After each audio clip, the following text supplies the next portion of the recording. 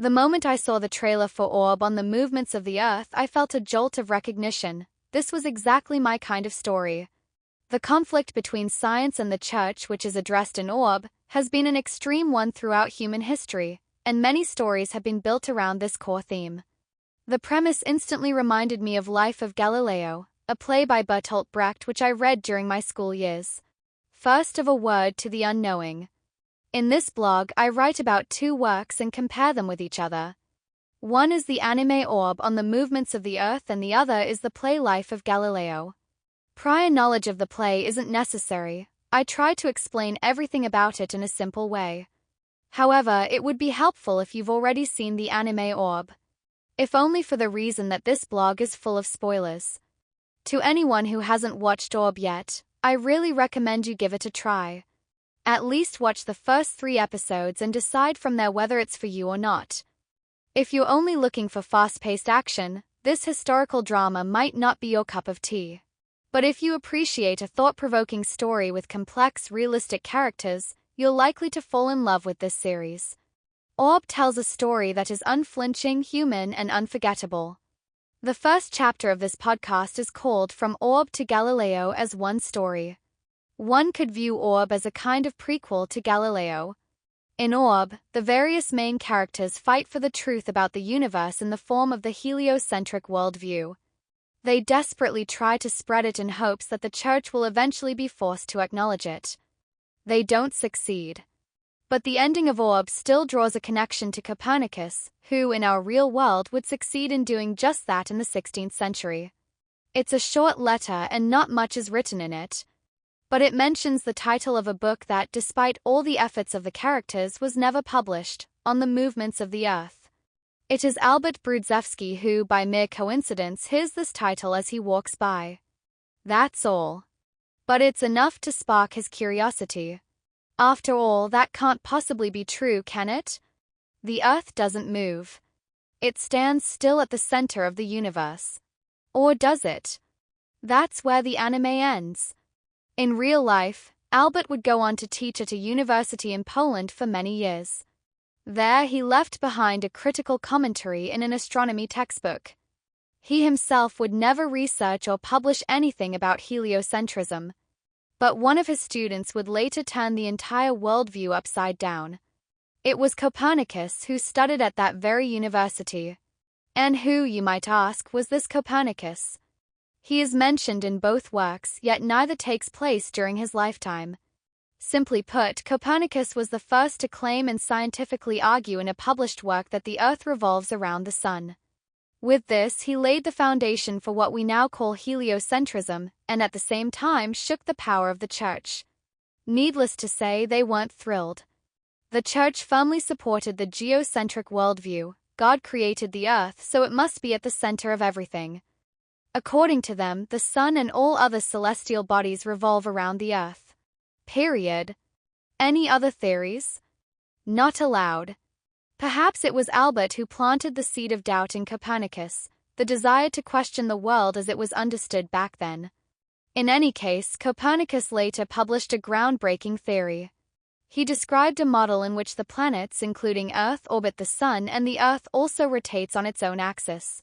In the decades that followed, the Church mostly ignored this blasphemous theory, as it was just a Roy without any proof.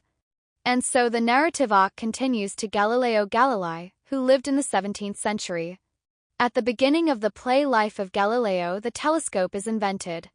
Galileo turns it toward the sky, and thanks to its magnification, he makes new observations and discoveries.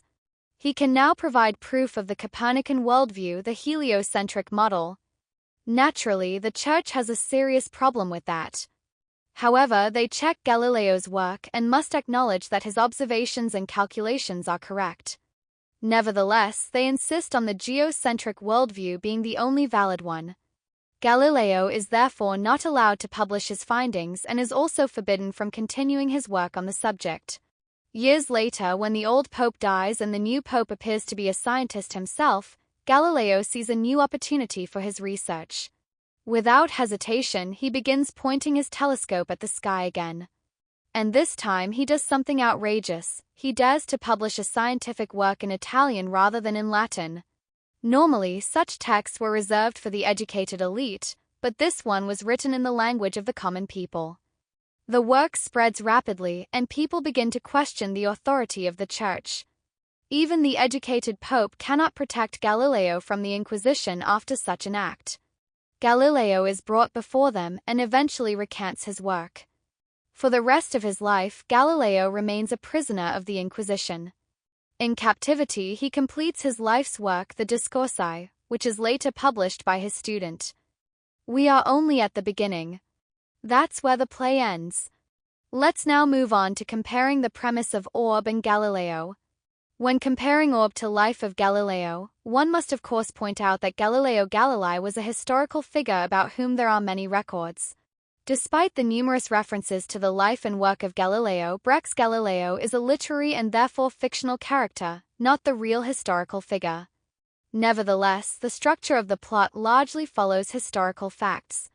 Orb on the movements of the Earth is historical fiction and focuses almost entirely on historically unknown individuals.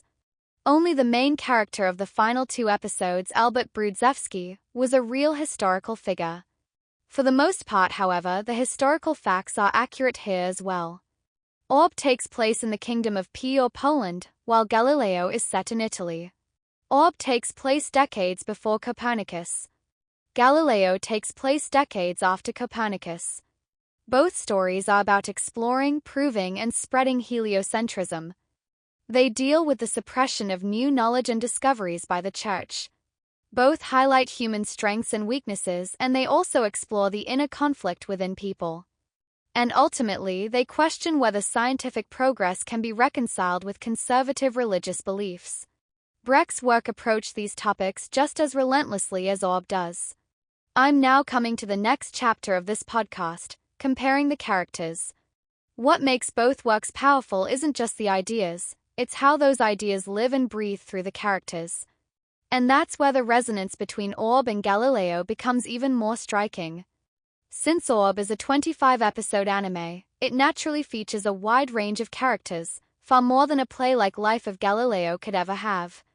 That's why I have selected a few characters from the anime that I found had some good comparisons to characters from Galileo. I'm starting with Rafal.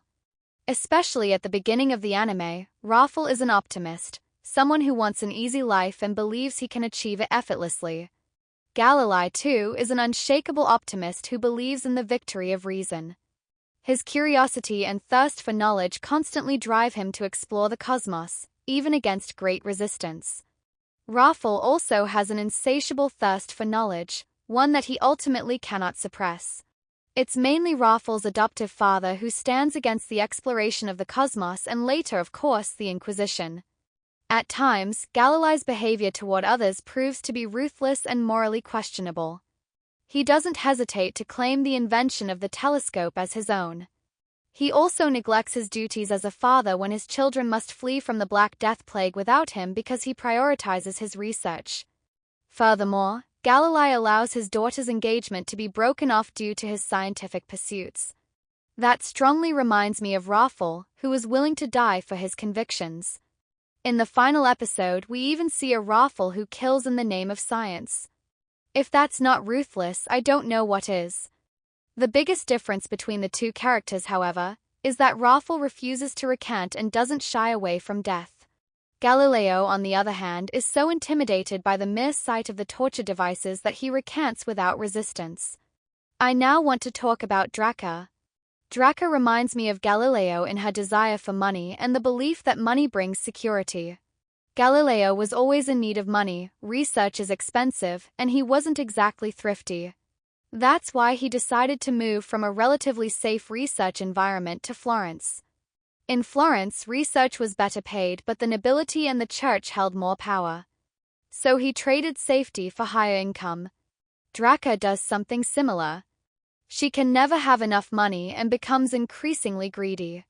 She could have stayed in her small nomadic village, but instead she decides to join the Heretic Liberation Front to make money with a book. Of course, that's anything but safe. For attempting to publish the content of the book, she is hunted by the Inquisition and pays with her life. Galileo also miscalculates. he publishes a book and is pursued by the Inquisition for its contents. He pays with his freedom. Next up is Antoni. Antoni is the son of a bishop and a member of the church. He views the Inquisition very critically and wants reforms within the church. Later in the anime, after the old bishop dies, he wants to help Draka publish the book about heliocentrism. He is ready for a new era in which the church is no longer so skeptical of scientific progress. In this way, he reminds me of Cardinal Barberini from Life of Galileo.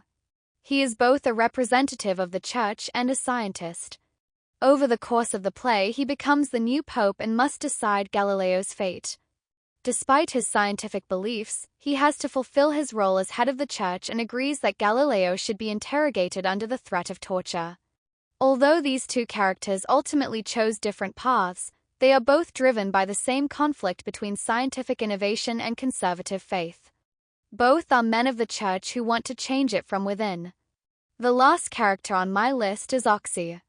Oczy is a commoner and mercenary. He is religious and wants nothing more than to go to heaven after his death at any cost. Aside from that, he's quite a pessimist. The thought of not reaching heaven terrifies him. In that sense, Oczy resembles the ordinary citizens in Life of Galileo. The worldview of the church is meant to teach them that if they simply work hard and follow the rules, they will be rewarded in the afterlife. But when Galileo's book shakes the foundations of that worldview, it also weakens their faith in the church. Similarly, Oczy's life is turned upside down by heliocentrism, and he too begins to question the institution of the church. Just like the ordinary citizens, Oczy never actively chose heliocentrism. But once he learned about it, he could no longer ignore it and found himself standing against the church in its favor. In this sense, it must also be said that neither Oczy nor the citizens are turning against faith itself. They remain deeply religious until the very end, but their trust in the church has been shaken. What unites Orb on the movements of the Earth and Life of Galileo is not just their exploration of heliocentrism, it's the deeply human stories of those who dared to seek the truth in a world that punished them for it. Both works portray individuals who stood against the immovable weight of religious orthodoxy, often at great personal cost. Their resistance was not loud rebellion, but persistence in the face of fear, doubt, and isolation. The cost of truth can be devastating, but these characters remind us that without those willing to bear that burden, progress would never begin. Even today, the battle between truth and power hasn't ended. We still see science dismissed, facts denied, and institutions weaponized to silence dissent. Stories like Orb and Life of Galileo remind us that the fight for truth is never just history, it's now.